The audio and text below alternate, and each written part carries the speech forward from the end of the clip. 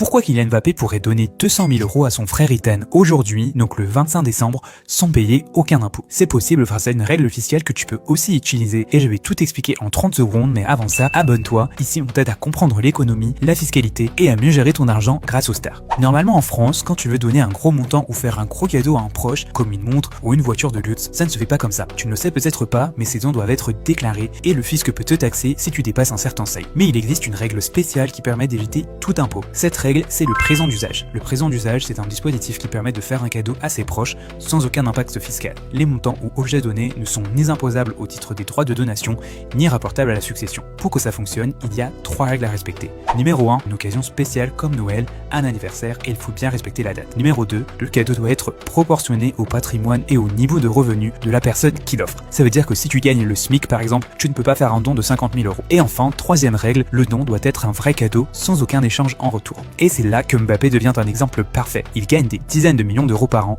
et il a un patrimoine immense. Pour lui, offrir 200 000 € à Noël à son frère, c'est finalement pas grand chose. Donc ça peut être considéré comme un présent d'usage et ça veut dire zéro impôt et aucune déclaration à faire. Et cette règle, elle n'est pas réservée aux riches. Tes parents ou tes grands-parents peuvent aussi profiter de Noël pour te donner 300, 500, 1000 € tant que c'est raisonnable par rapport à leur situation et ça restera totalement exonéré d'impôts. Attention tout de même, généralement, le fisc estime que le cadeau ne doit pas dépasser 1 à 2% du patrimoine ou 2,5% des revenus annuels du donateur. Mais comme il n'y a pas vraiment de montant ou de part fixe, la frontière entre le présent d'usage et le don déguisé est assez mince. Si tu souhaites donner une somme conséquente et des objets de grande valeur, n'hésite pas à te faire accompagner par un professionnel pour éviter un redressement fiscal. Si tu veux continuer de t'éduquer financièrement, tu es au bon endroit, alors abonne-toi.